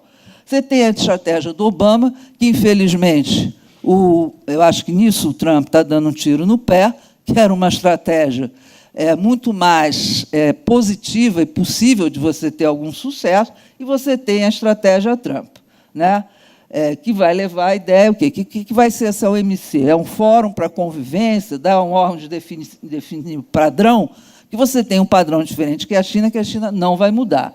Eu não vou falar das investigações, que já foram faladas, aqui era para dizer um pouco essas investigações também enfim, acabam prejudicando o próprio Estados Unidos. E esse ponto que eu quero chamar a atenção, quer dizer, fala-se que tem um problema de comércio, mas tem, acho que é algo muito mais. A China, ela tem, todo mundo já deve ter ouvido falar, o projeto Manufacturing 2025, né, no qual esse projeto, os chineses falam muito claramente, tem conteúdo doméstico, né, 40% de materiais até 2020, 70% até 2025. Obviamente que esse conteúdo pode ser por empresas americanas que vão lá para o território chinês, mas isso é muito claro. Tá? E os setores que os chineses botam como prioritários, novas tecnologias de informação, ferramenta, equipamento aeroespaciais, aeronáutico, equipamento marítimo, navegação high-tech, equipamento de transporte, veículos, novos materiais, são todos, vamos dizer, setores que são setores que estão na fronteira da tecnologia, e mais do que isso, né? Como a minha área um pouco também de RI, né, segundo os meus colegas que trabalham com segurança, você pega muito setor aqui, que são setores sensíveis para a questão da segurança nacional nos Estados Unidos. E os americanos colocam, e continuam colocando, né, obviamente, um grande peso nos seus setores estratégicos de segurança nacional. Então, quando você começa a dizer, olha, eu vou me equipar para a navegação high-tech, vou me equipar, e, obviamente, por trás disso, a China tem todo um determinado projeto, não de confronto, não é isso, mas de se sentir também ali mais segura, você começa a mexer também com outros interesses, tá? No caso do governo americano. A China faz isso, né, de uma forma muito planejada, que é o deles, forma de planejar. Isso aqui são todos os fundos que eles criaram, olha, entre 2012 e 2015 para apoio a esses projetos industriais. Então, eles têm mais de 300 fundos. Quer dizer, para cada uma dessas indústrias, ele cria um fundo. Lógico que é um fundo com subsídio. Tá? Então, essa é a minha segunda mensagem. Quer dizer, a crise do sistema é uma crise estrutural, né? É uma crise que já vem se arrastando há algum tempo, né? E leva sempre a esse ponto. Como é que você vai pensar formas, incentivos diferentes de regulação? Né? E as opções do passado não me parecem viáveis. Eu não sei como você, ou a China vai abrir mão, que eu acho um pouco difícil, ou como você disciplina, ou você cria uma OMC. Isso aí que eu acho a dificuldade, senhores que são advogados, como é que a margem de manobra que você dá dentro de uma organização dessa, e que você não vai conseguir harmonizar regras para todo mundo, como é que você convive com o diferente? Né? A gente sabe que regras iguais para desiguais cria resultados, às vezes, não desejáveis. Né? E como que você, então, vai fazer isso? E não pense que a China não vai arrastar atrás dela outros interesses, que outros países têm interesses também um pouco nessa maior grau de liberdade. Reflexões para o Brasil, ficar mais para o debate. O desenho desejado, eu acho que a gente precisa pensar o que a gente quer, fundamentalmente, tá? A questão, né, o ministro já falou, importante, da solução de controvérsias para nós. Opa, desculpe. Tá? Mas eu acho muito importante isso. Qual é a estratégia brasileira? Tá? Além da questão de acordo de acesso a mercado, aí alguns falam, então o sistema multilateral está caindo, então vamos fazer nossos acordos. Eu acho que uma coisa não nos impede, quer dizer, não exclui a necessidade de pensar a nossa estratégia. Porque quando você vai sentar para fazer um acordo que não vai ser só de acesso a mercado, você vai voltar para o tema de quais são os padrões de regulação, o que eu desejo. Né? Se você vai fazer com a União Europeia, o que eu quero? Se eu vou fazer com os Estados Unidos, e se eu vou fazer com a China? Né? A gente sabe que o Uruguai até já falou a possibilidade de fazer um acordo com a China, lógico, para eles é fácil. Né? Falando, obviamente, o Uruguai não tem quase indústria, lógico, para o Brasil não é uma coisa nada trivial.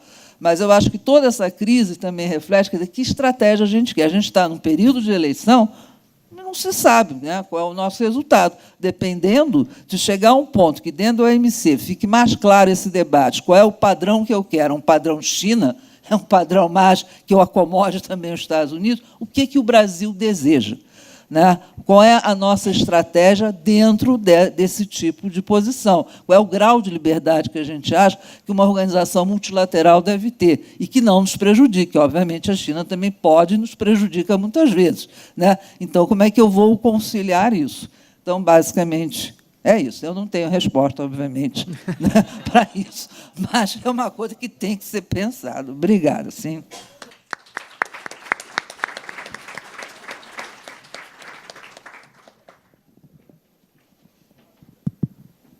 Alô?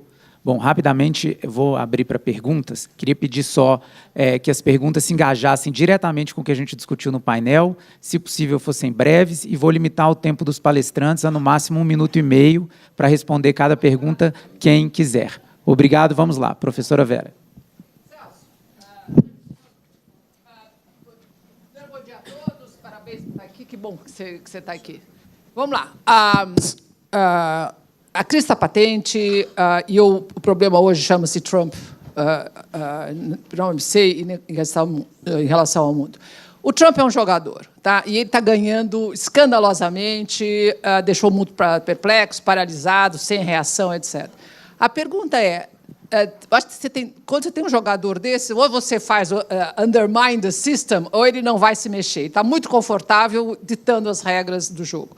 A pergunta é, a OMC teria coragem de fazer a OMC -1? Tirar os Estados Unidos? Essa é a pergunta. Pelo menos, como é que você tira o Trump e os loucos em volta dele da zona de conforto? Tá?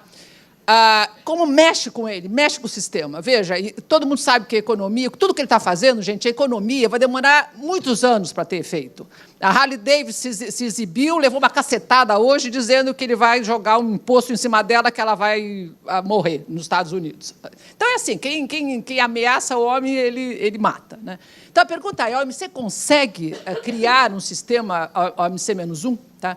E, se não isso, por que não você passar para um outro sistema que é todinho de guidelines, menos estruturado, esquece os malditos tratados, não tem mais tratado.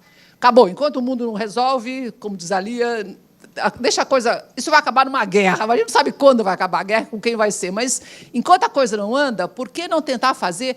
Todo o sistema financeiro está fazendo, é tudo soft law, é tudo vai fazendo. E como é que você consegue fazer um sistema? Gente, os Estados Unidos é só 25% do comércio internacional, dá para sobreviver sem ele. Tá? E mais importante, dá para prejudicá-lo. A pergunta é, o que estão fazendo para cutucar o leão, para eles, pelo menos, reclamar que está doendo? Bom, responder isso em 1 minuto e meio é um desafio, hein? 2 minutos, tá bom. Como eu falei, eu acho que recém agora os membros mais importantes estão saindo de um estado de perplexidade. Agora está realmente caindo a ficha, exatamente, está caindo a ficha. Eu acho que não tem ninguém lá na OMC assim, pensando numa situação de OMC -1. Eu acho que parece impensável, né? Parece difícil, parece impensável. É verdade que se as coisas continuarem a acontecer do jeito que vinham, talvez o impensável comece a ser pensável, que é o que está acontecendo já na área de solução de controvérsias, você não ter uma área de apelação. Isso já está acontecendo. Então, as coisas vão realmente evoluindo. Eu te dou um exemplo onde se está considerando seriamente o OMC -1. Mas não na OMC geral, mas na solução de controvérsias, que é quase um truque processual, mas que está no DSU, no Acordo de Solução de Controvérsias, que é o artigo 25, que é um artigo pensado para arbitragem. É um artigo esquecido, mas que permite as partes desenharem os seus próprios procedimentos quando eles não querem seguir os painéis do OMC. Está lá e foi utilizado uma vez. Lá atrás, 96. E o que hoje já está se pensando seriamente, União Europeia, Brasil e vários outros, temporariamente, você usar o artigo 25 para desenhar um procedimento que replica exatamente o que você tem, com uma instância de apelação. Então, por exemplo, vamos pensar assim, um caso que está andando agora e que vai chegar no momento que não terá mais membros do órgão de apelação. Então, esses 2 países, de antemão, claro, tem que ser de antemão, antes que você saiba o resultado do caso. Se possível, até mais de 2 países, todos os países sistêmicos. Você desenha um regulamento que diz que, se nós tivermos uma disputa no futuro, os procedimentos que vão se aplicar são esses. Quais são? É uma cópia do que tem hoje. É uma fase de painel, com uma apelação. Tem dificuldades concretas, por exemplo, quem seriam os membros do órgão de apelação? Existem maneiras de pensar nisso, por exemplo, utilizando os poucos que ainda estão e os que acabam de sair. E você compõe. É verdade que isso não valeria para casos como os Estados Unidos, para começar, né? Mas isso está se pensando seriamente, né? Porque muitos países estão pensando, por que eu vou pagar por um desmantelamento do sistema que eu não causei? Só que alguns pensam que, se isso for levado a cabo, os Estados Unidos saem, não do sistema de controversia, ele sai da OMC. E muitos, então, a União Europeia, por exemplo, que deu um passo atrás de novo, tem uma proposta já escrita, e o Brasil e vários outros queriam. Mas alguns grandes, como os Estados Unidos ou a própria China, dizem, não, se os Estados Unidos não vai cumprir, por que eu vou cumprir? E a própria União Europeia começou a pensar, talvez, para mim, também seja bom um sistema sem regras ou sem apelação, e eu vou fazer o que vou cumprir quando me convier. Então, para os grandes, eles sempre têm essa opção de realpolitik, os pequenos não. Agora, para a opção real, assim, afrontar os Estados Unidos e excluí-lo, acho que ainda não chegou o momento. Por mais crítico que a situação seja, eu acho que não tem ninguém seriamente considerando, embora ninguém mais descarta, né? Pode acontecer. Muito obrigado. Inclusive pelo tempo. Steve...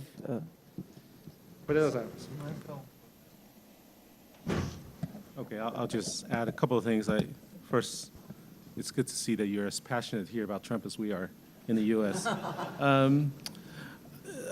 I think the one thing that we've noticed about Trump is Trump does think that that the world does not move without the U.S. So he was quite surprised, for example, when the TPP went forward with the 11 countries and it was concluded without the U.S. That was actually quite a surprise for him, and it made him turn around and think, maybe I will join the TPP again. If things are to move without the U.S., I think there will be some surprise in the government. And in fact, you hear former USTR officials and former U.S. officials encouraging countries to get engaged in more regional integration, in doing more plurilateral agreements, because that will actually send a message. So it's a strong message to the U.S. government, the ones who think that nothing happens without the U.S. Secretary Ross said there's no way the TPP could be done because no one has their act together. Those were his words. To show that that's different, I think would make a difference. I would also say, with respect to the WTO, I mean, let's be clear, the WTO, it's a young organization. It's still in its growing pains. There have been problems about the WTO long before Trump came. You know, the negotiating arm of the WTO just has not worked the last 10, 15 years. Maybe not 15, 10 years or so. You've not had a successful ministerial. You've not been able to move a lot of things forward to a point where now plurilaterals are the way to go. When people think about using TISA, think about you know, these agreements with minimal, the ITA, for example, ITA enhancement. So there are issues there that needs to be resolved. And there needs to be ways of agreement in moving forward. And maybe, I think maybe plurilateral is the way to move forward. A small group of countries, like-minded countries, to agree to something and then later on bring on the other 160 nations. It's difficult, but it has to be a way to be able to, there have to be a way to be able to upgrade the rules and expand the rules. Otherwise, it is stagnant. It's an organization that has been stagnant long before the WTO, long before Trump. And as far as the dispute settlement mechanism is concerned, I don't think the idea, that has been a problem for a long time as well. And we've had debates about this also for 15 years. There are issues there with respect to the judges, I'll call them that now, and the appellate body members that really expand what they're supposed to do. It's supposed to, originally, if you look at the text of the agreement, it's really supposed to be limited in scope.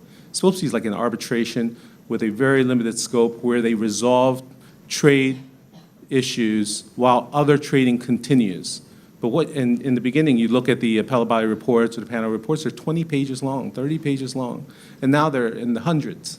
And there's a lot of dicta in there. There's a lot of stuff that, frankly, they shouldn't be touching, but they're there because, you know, it's treated more like a court than it is what it's intended to be, which is a resolution process.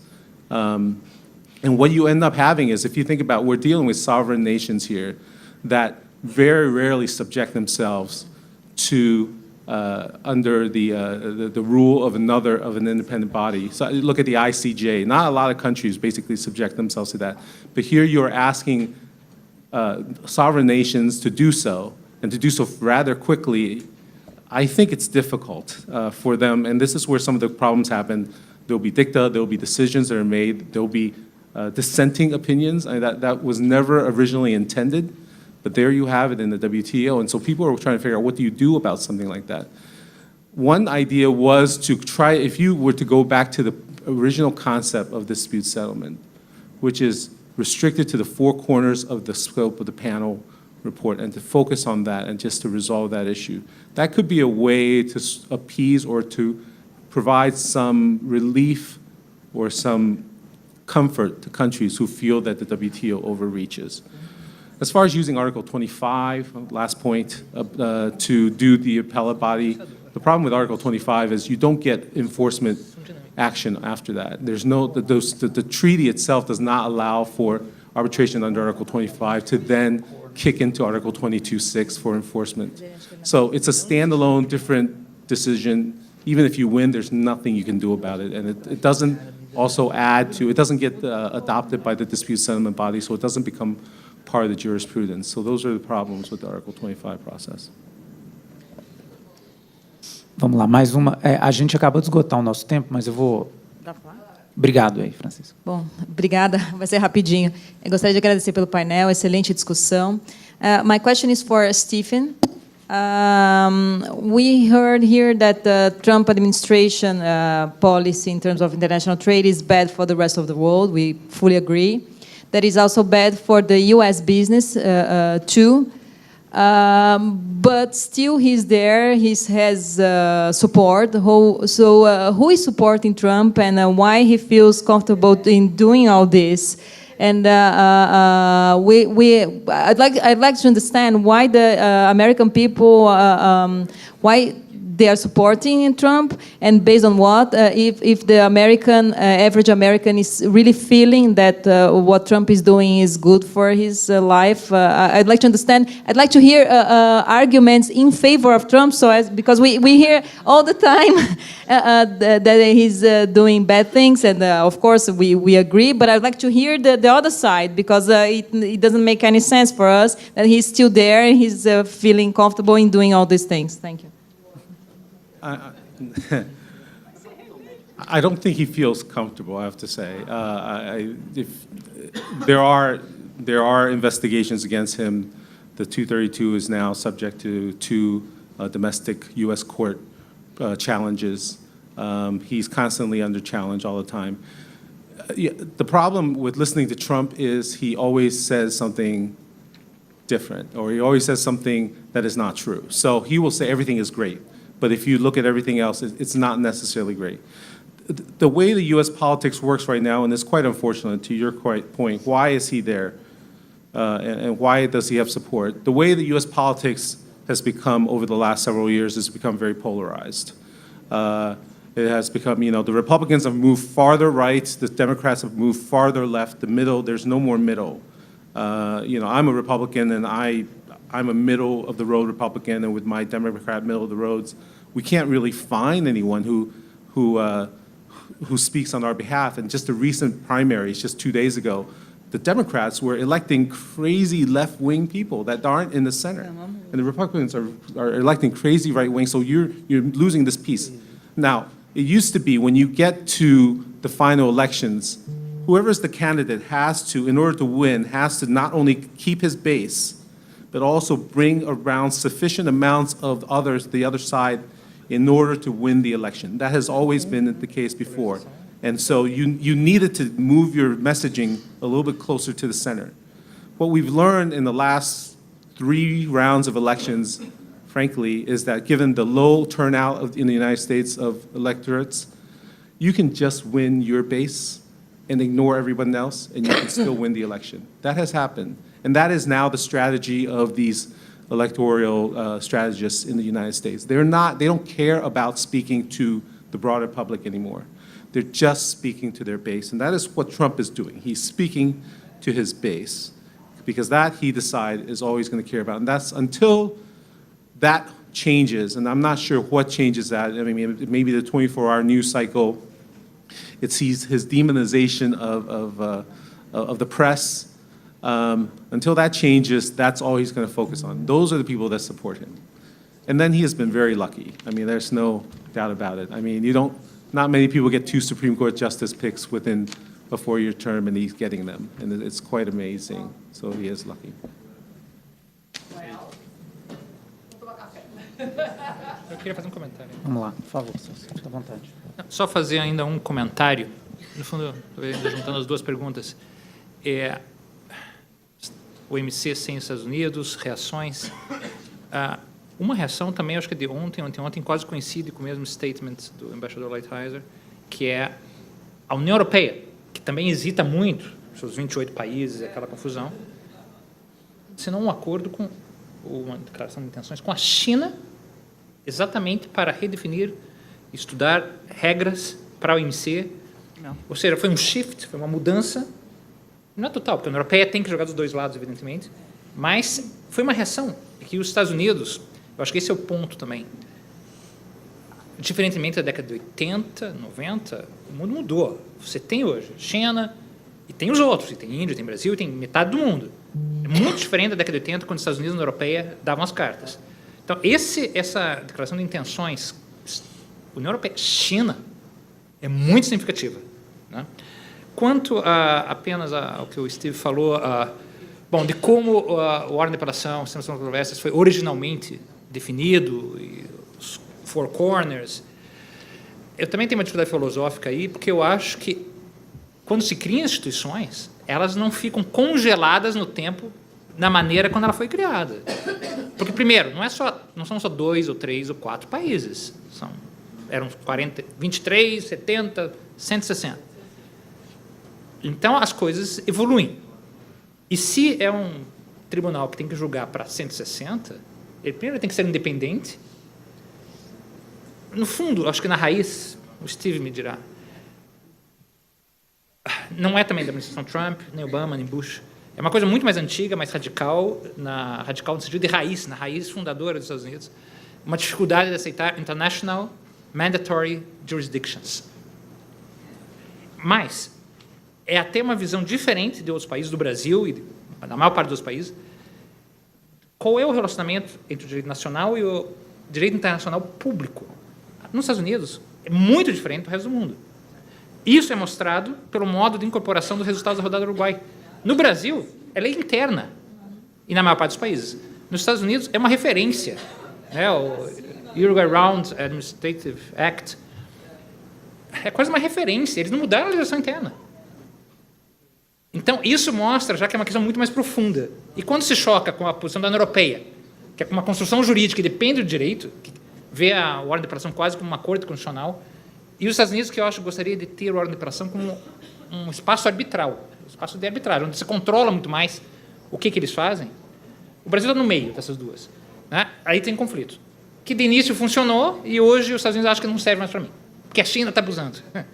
É assim que eles vêm. Então, eu acho que o assunto é muito complexo. Todos os falados aqui, especialmente saber se o Trump será reeleito ou não, né? Obrigado. Bom, vou agradecer a todos. Tomara que continuemos os debates aí ao longo do café, ao longo do dia. Obrigado especial aí novamente aos palestrantes. Bom dia aí a todo mundo na sequência. Esse acordo aqui não está escrito?